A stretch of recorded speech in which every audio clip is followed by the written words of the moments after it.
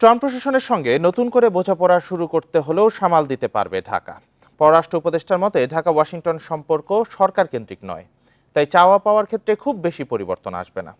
তবে বিশ্লেষকদের সংখ্যালঘু প্রসঙ্গ ছাড়াও নির্বাচন নিয়ে চাপ আসতে পারে ট্রাম্পের পক্ষ থেকে।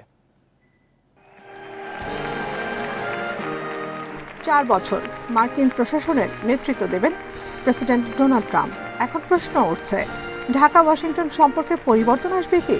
কারণ মানবাধিকার, শ্রম আইন ও নির্বাচনী প্রক্রিয়া নিয়ে জোর দিচ্ছে যুক্তরাষ্ট্র। ট্রাম্পের আগের আমলে মানবাধিকার লঙ্ঘনের অভিযোগে র্যাবের ওপর নিষেধাজ্ঞার প্রক্রিয়া শুরু হয়, যার ঘোষণা আসে 2021 সালে। এছাড়া অবাধ, সুষ্ঠু ও অংশগ্রহণমূলক নির্বাচন চায় মার্কিন প্রশাসন।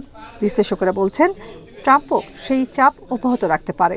তবে পররাষ্ট্র উপদেষ্টা মনে করেন, দু দেশের বোঝাপড়ায় ঘাটতি তৈরি হবে না। সংখ্যাগরিষ্ঠের ব্যাপারে তার বিশেষ অ্যাটেনশন থাকবে। এটা বরাবরই ছিল, এটা গত সরকার যখন ছিল তখনও, এবং ডোনাল্ড ট্রাম্প যখন ক্ষমতায় ছিলেন গতবার তখনও কিন্তু ছিল। সেই অ্যাটেনশনটা বাড়বে, কোনো সন্দেহ নেই। এবং একই সাথে আমি মনে করি বাংলাদেশে কত তাড়াতাড়ি নির্বাচন হয় সে ব্যাপারেও তার একটা বড় অ্যাটেনশন থাকবে। সম্পর্ক তো একটা বহমান জিনিস, এটাতে পারস্পরিক চাওয়া পাওয়ার হিসাবে একটু একটু পরিবর্তন সবসময়ই হয়। তো হবে, আমরা সেই অনুযায়ী তখন আমাদের যে পদক্ষেপ নেওয়া সেই পদক্ষেপ নেব এবং আমরা নিতে পারবো বলে আমি বিশ্বাস করি। ব্যবসায়ী ট্রাম্পের চোখ থাকবে ভারতের বাজারের ওপর, তবে চীন নিয়ে ইতিবাচক নন তিনি। বিশ্লেষকের মতে সেই সুযোগটা নিতে পারে বাংলাদেশ। যদি চীনের উপর স্যাংশন হয় তাহলে চীন অনেক ধরনের পরিকল্পনা করবে, অনেক ধরনের ইনভেস্টমেন্ট বা তার যে ইন্ডাস্ট্রিয়াল কাঠামোটা আছে সেটা অন্য জায়গায় নিয়ে সরাতে চেষ্টা করবে, স্যাংশনটাকে বাইপাস করতে।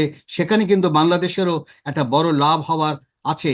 এই জিনিসটা যদি বড় আকারে হোমওয়ার্ক না করা হয় তখন দেখা যাবে যে ভিয়েতনাম বা অন্য দেশগুলো হয়তো সেই অ্যাডভান্টেজটা নিয়ে নেবে। বিশ্লেষকের মতে ট্রাম্পের শাসন আমলে কূটনীতি খুব জটিল হবে, তাই ঢাকাকে যোগাযোগ বাড়াতে হবে। Nafiza Dubla, independent news, Dhaka.